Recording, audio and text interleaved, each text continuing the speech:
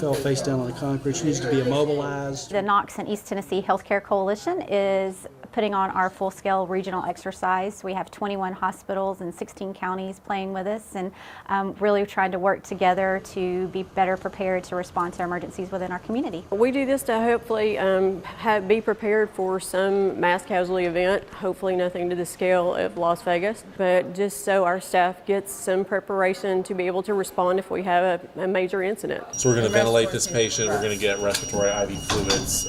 She's probably going to need imaging, CT scans. We are preparing for something we hope we never see, but if it happens, we want to be ready to go. We are tasked in emergency preparedness to bring together all of our hospital and healthcare partners to do planning together, and this is a piece of that. So it's really bringing everybody in our community together that would be responding to this type of event and playing as a group so that we can identify gaps in our planning that we need to address. We moved this scenario this fall to a fairground, and a tornado hits the fairground in whatever county is playing, and resulting in casualties to come to that hospital.